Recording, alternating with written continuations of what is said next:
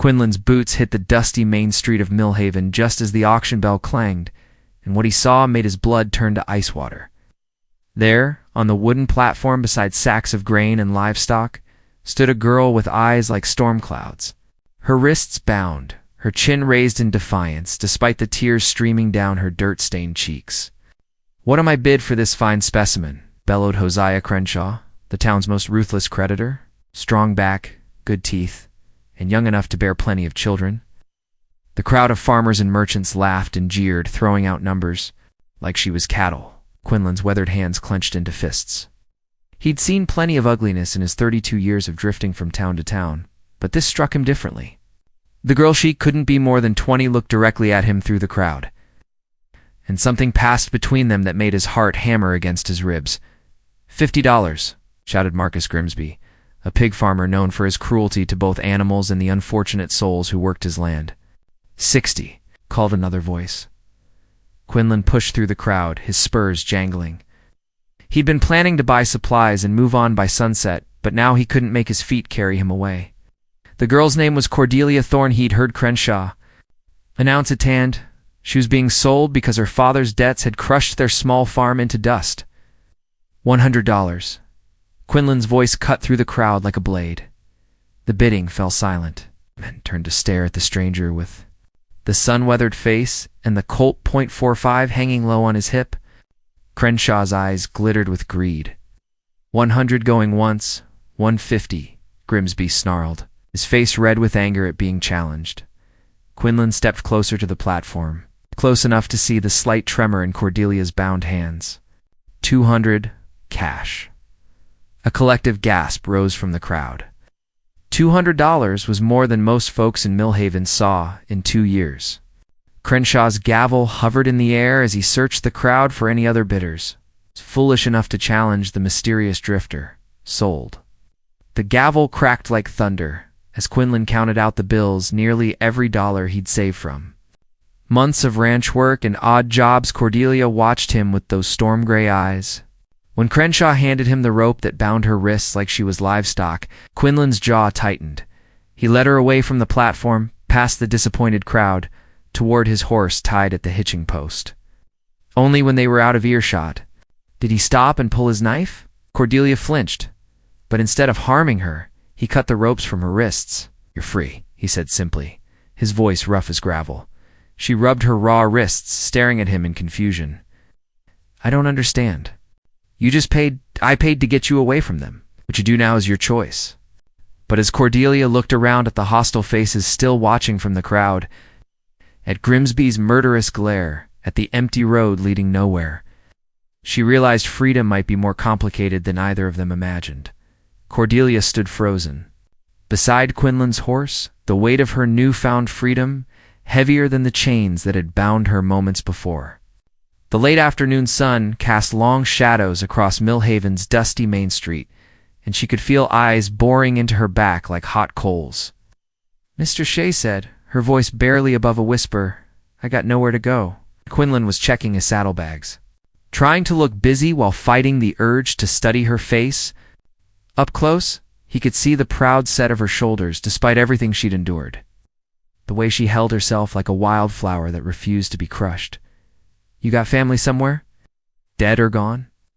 She glanced toward the crowd that was slowly dispersing, but not before she caught Grimsby spitting in their direction. "My PA died owing money to half this town. My ma passed when I was 15. A commotion behind them made them both turn. Crenshaw was arguing with Grimsby, their voices carrying on the still air. "You can't just let her walk away," Grimsby was saying. "I had claim on that girl's services. Her father owed me money too." Crenshaw shook his head. "The debt was to me, Marcus. Fair and square. Like hell." Grimsby's face was purple with rage. "That stranger don't know our ways. Girl like that belongs working off her family's shame, not prancing around free." Quinlan's hand drifted toward his gun. He'd dealt with men like Grimsby before, the kind who mistook cruelty for strength and saw other people as property to be owned. "We should go," Cordelia murmured, reading the danger and the tension of Quinlan's shoulders. But before they could mount up, Grimsby broke away from Crenshaw and strode toward them, three of his farmhands flanking him like a pack of wolves. "Stranger," Grimsby called out, "you might have bought her fair, but that girl's family still owes me $30. Until that debt's settled, she don't go nowhere."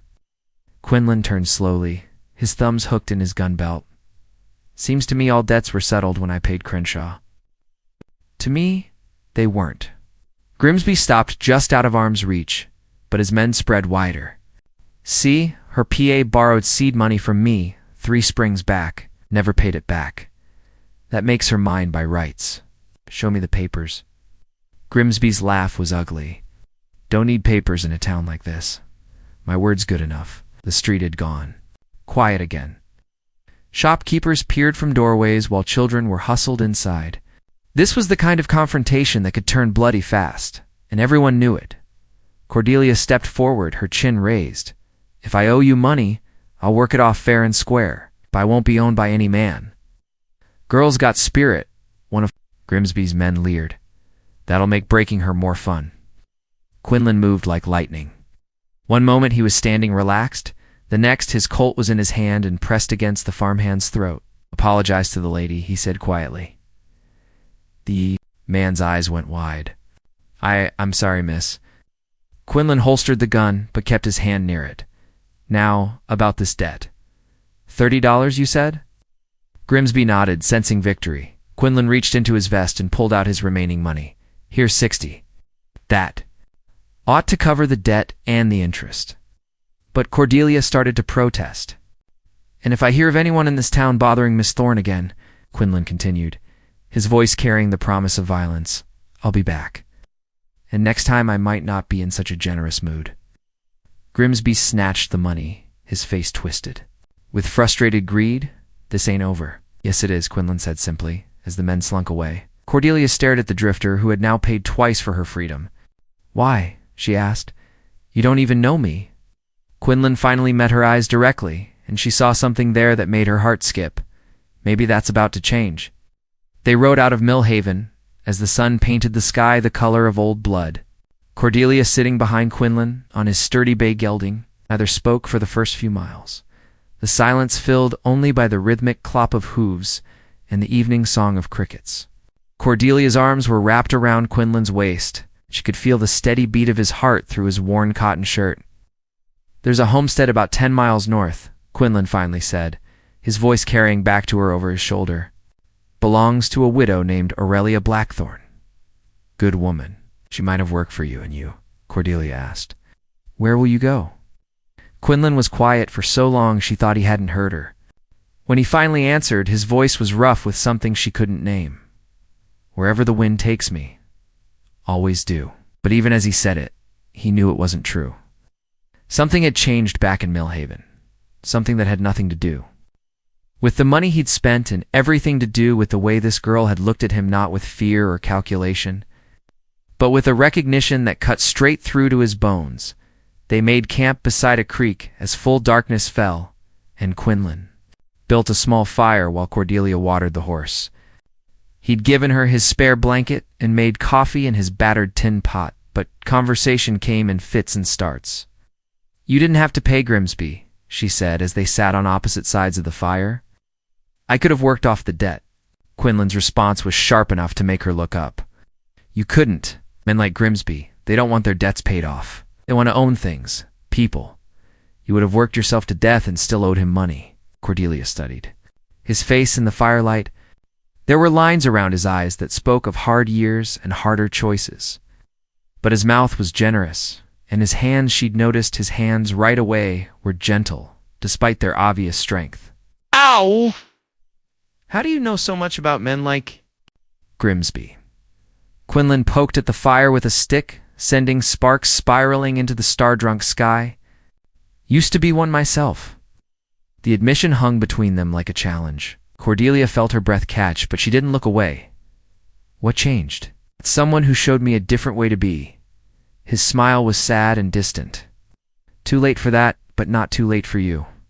They talked through half the night about her father's failed farm, about the books she'd read by candlelight, about Quinlan's years of wandering from job to job, never staying anywhere long enough to put down roots. She learned that he could read and write, unusual for a drifter, and that he'd once wanted to be a teacher before life took him down a darker path. What was her name? Cordelia asked just before dawn, when the fire had burned down 2 glowing embers. Whose name?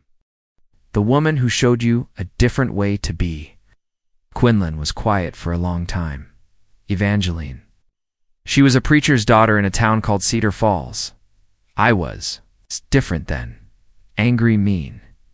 She saw something in me I couldn't see in myself. What? Happened to her?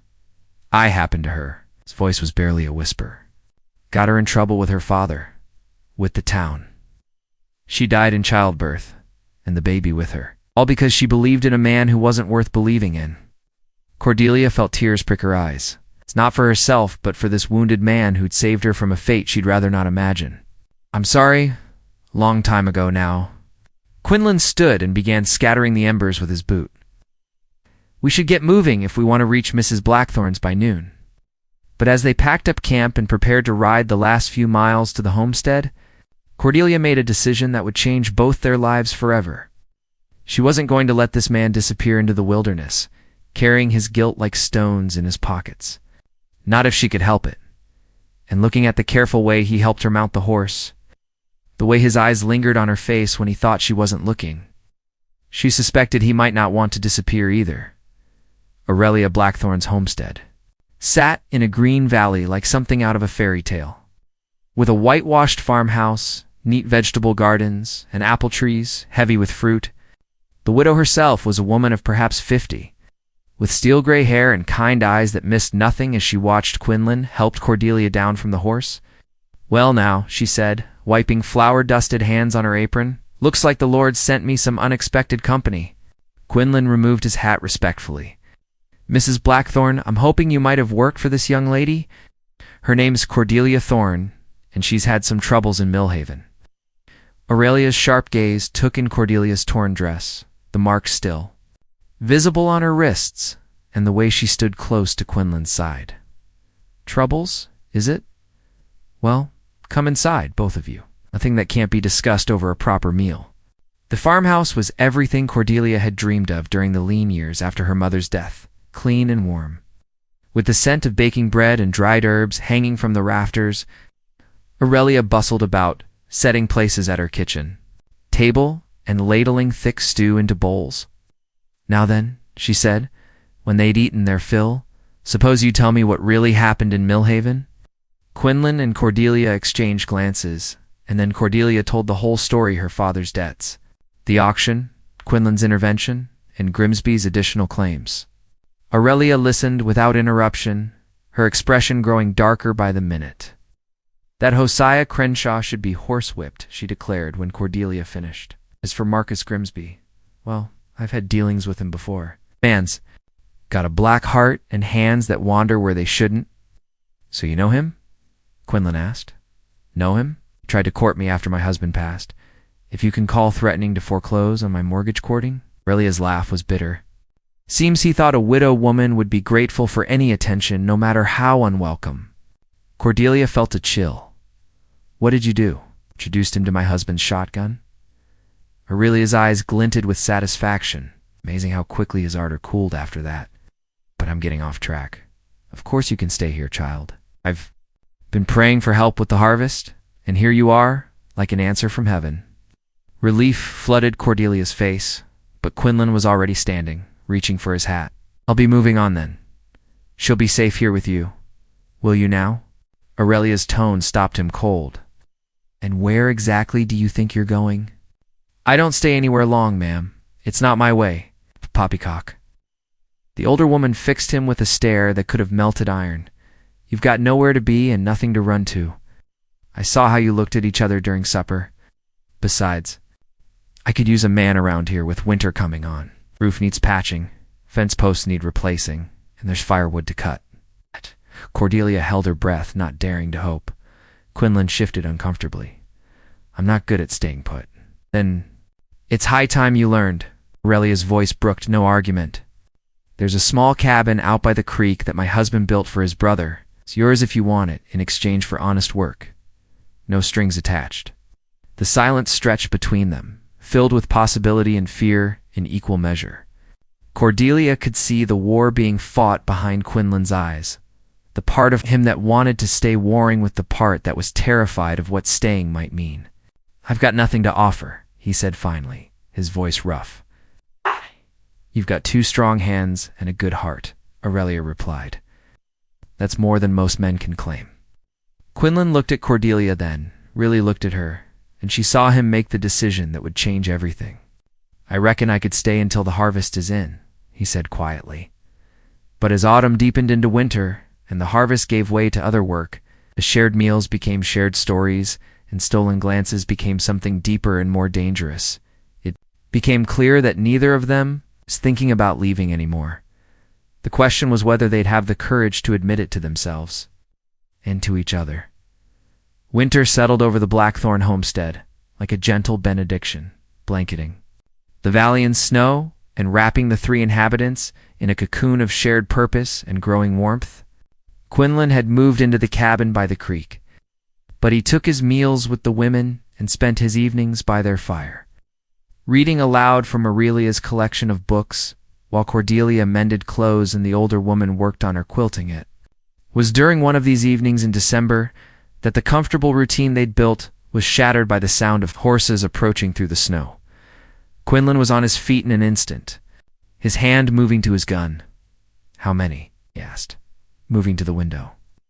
"3 riders," Aurelia said, peering through the curtains. "One of them's Grimsby. I'd know that ugly coat anywhere." Cordelia felt her blood turn to ice. "What does he want?" "Nothing good," Quinlan muttered, checking his Colt. "You ladies stay inside." But Aurelia was already reaching for her husband's shotgun from its place above the mantel. "Like hell. This is my land." The 3 men dismounted in the yard, their breath steaming in the cold air. Grimsby looked even meaner than usual, if such a thing were possible. The 2 men with him had the hard look of hired guns. Quinlan stepped onto the porch, Aurelia beside him with her shotgun cradled in her arms. "You're trespassing, Grimsby." A.M. "Aye." Grimsby's smile was ugly. "See, I've been thinking about our transaction back in Millhaven, and I've come to realize I was cheated." "How do you figure?" "That girl owes me more than $30, a lot more. See, I've been going through her father's papers. It turns out old Thorne borrowed money from me for 3 years running. With interest and penalties, I make it closer to $300. Aurelia snorted. "Convenient how that number keeps growing." "You got any papers to back up that claim?" One of Grimsby's men produced a rolled document. "Right here, all legal and proper." Quinlan's jaw tightened. The papers might be legal now, but he'd bet his last dollar they'd been altered or forged entirely. "What do you want, Grimsby?" "What's mine?" "The girl. She can work off the debt properly this time." "Over my dead body," Quinlan said quietly. "That can be arranged." The second gunman stepped forward, his hand hovering near his weapon. That's when Cordelia appeared in the doorway behind them, despite Quinlan's orders to stay inside.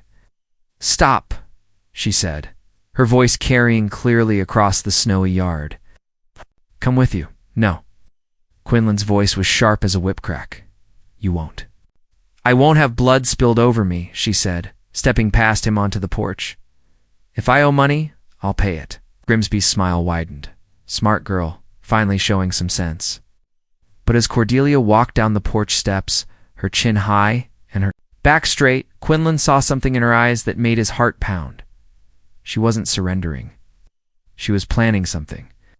"Just let me get my coat," she said as she reached the bottom of the steps, and then everything happened at once. Instead of going for her coat, Cordelia dove sideways into the snow. Aurelia's shotgun boomed like thunder, and one of the hired guns screamed and went down. Quinlan's Colt was in his hand faster than thought, and his first shot took the second. Gunman in the shoulder, spinning him around. Grimsby, caught completely off guard by the sudden violence, fumbled for his own weapon but found himself staring down the barrel of Quinlan's gun. "Don't," Quinlan said simply. The fight was over almost before it had begun.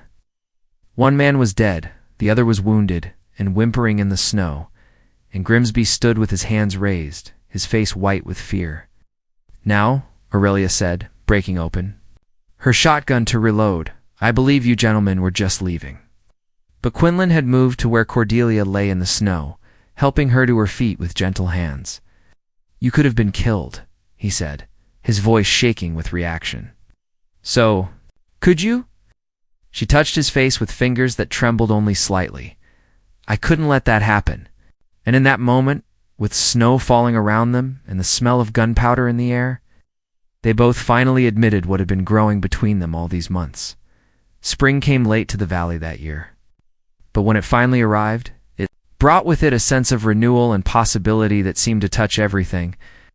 The homestead burst into life with wildflowers and new growth, and with it came the news that would change their lives once again. Sheriff Dalton rode out from the county seat on a warm April morning, his expression grim as he dismounted in Aurelia's yard. Quinlan and Cordelia were working in the vegetable garden, planting seeds for the coming season. Their easy companionship, a testament to how much had changed since that violent night in December. "Afternoon, Mrs. Blackthorne," the sheriff said, tipping his hat. "Quinlan, Miss Thorne," Sheriff Aurelia replied, setting down her pruning shears. "Afraid it's not good news." Dalton's weathered face was troubled. "Marcus Grimsby's been found dead in his farmhouse, shot twice in the back." The three of them exchanged glances. None of them had seen Grimsby since that snowy night when he'd been sent packing. Frankly, none of them had missed his presence in the world.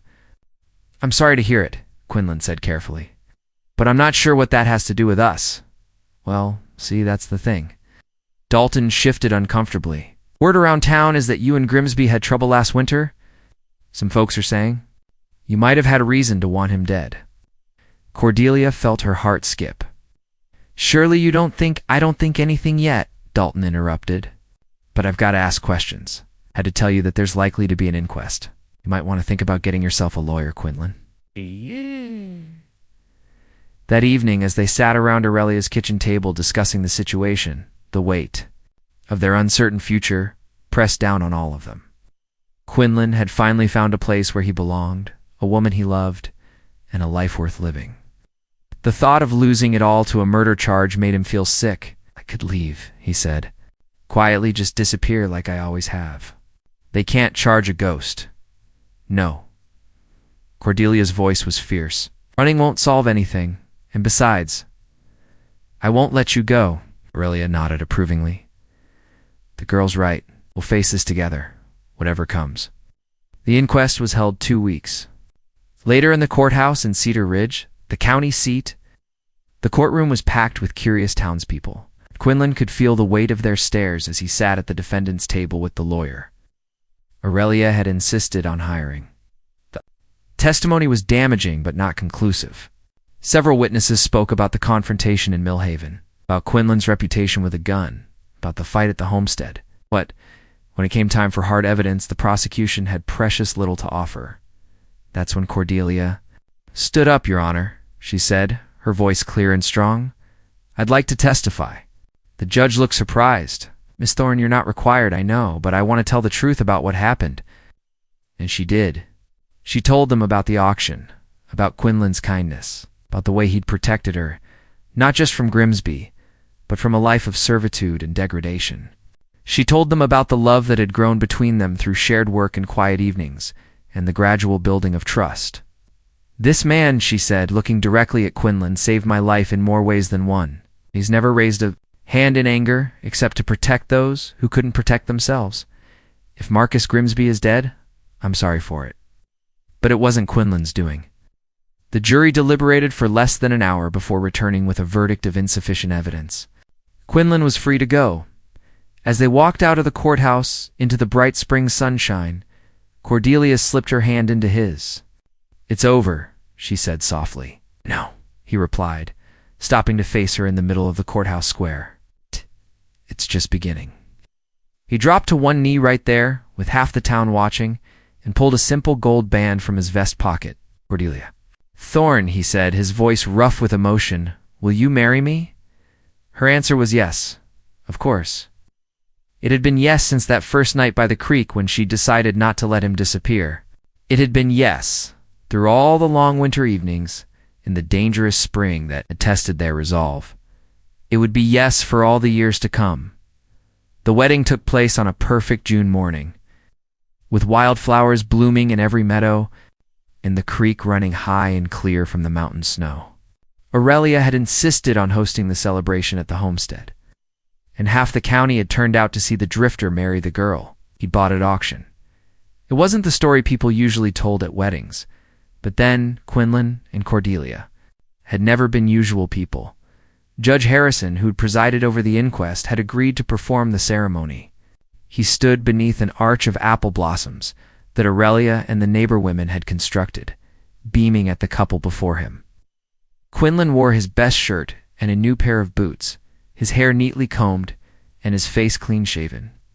Cordelia was radiant in a dress of white cotton that Aurelia had sewn for her. With wildflowers in her hair and happiness shining from her storm-gray eyes, "Dearly beloved," Judge Harrison began. But his words were drowned out by the sound of approaching horses. The wedding guests turned as one to see a small company of riders approaching, but these weren't uninvited. Troublemakers, leading the group, was Sheriff Dalton, and beside him rode a woman in an elegant traveling dress who looked remarkably like Cordelia. Cordelia gasped, her hand flying to her throat. The woman dismounted with the help of one of her companions, a distinguished gentleman with silver hair. She rushed forward and embraced her niece, tears streaming down her face. "My dear child," she sobbed, "I came as soon as I heard. I've been searching for you ever since word reached me about your father's death." The story came out in a rush of words and tears. Penelope Ashford had been Cordelia's father's sister, estranged from the family for years after marrying against their parents' wishes. She'd made her home in San Francisco with her husband, a successful banker, and had only learned of the family's troubles through a letter that had taken months to reach her. "I brought money to pay off all debts," she said, pressing a bank draft into Cordelia's hands. "And papers to prove your father's claim to mineral rights on the old homestead. You're not poor, my dear. You never were. Your father just didn't know the value of what he owned." The assembled wedding guests murmured among themselves. The amount on the bank draft was staggering enough to buy and sell half the county. But Quinlan was watching Cordelia's face. Seeing the conflict there, this money, she could go anywhere, do anything. She didn't need to stay in this small valley with a former drifter who'd never owned more than he could carry in his saddlebags. "Aunt Penelope," Cordelia said carefully, "I appreciate everything you've done. But I have a life here now." "Nonsense," her aunt replied briskly. "Have a real life in San Francisco. Education, culture, society. I can introduce you to some very fine young men. I've already found a fine man," Cordelia interrupted, taking Quinlan's hand. "And I'm about to marry him." Penelope looked at Quinlan for the first time, really looked at him, taking in his weathered face and calloused hands and the gun at his hip. Her expression was less than impressed. "My dear, you can't be serious. You're wealthy now. You don't have to settle." "I'm not settling," Cordelia said firmly. "I'm choosing, and I choose him." The silence stretched uncomfortably until Aurelia stepped forward. "Well, I don't know about the rest of you, but I came here to see a wedding. Are we going to have one or not?" Judge Harrison cleared his throat and began again. "Dearly beloved, we are gathered here today, ... The ceremony proceeded without further interruption. Quinlan and Cordelia spoke their vows with voices that carried clearly across the meadow, promising to love and honor each other through whatever trials might come. When the judge pronounced them husband and wife, the cheer that went up could probably be heard in the next county. Later, the celebration continued into the evening. Cordelia found herself sitting with her new husband beneath the apple trees, watching the stars come out one by one. "Your aunt's not wrong," Quinlan said quietly. "Could have a different life now, an easier life. Could I?" Cordelia turned to face him, her eyes reflecting starlight. "Could I have a life where I wake up every morning next to the man I love? Where I work beside him to build something that's ours? Where I go to sleep every night knowing I'm exactly where I belong?" Quinlan's throat was tight with emotion. He put it like that. "The money will be nice," she continued, snuggling closer to his side. "We can improve the homestead, maybe buy some cattle, help our neighbors when they need it. But it's just money, Quinlan. What we have is so much more valuable than that." "Do we have?" he asked, though he already knew the answer. "We have love," she said simply. "The kind that pays any price and overcomes any obstacle. The kind that turns a drifter into a husband and a girl sold for debt into the richest woman in the world. And as they sat together beneath the star-drunk sky, surrounded by the scent of apple blossoms and the distant sound of fiddle music, both of them knew that she was absolutely right. The drifter had stopped drifting. The debt had been paid in full. And their real story, the one they would write together in the years to come, was just beginning.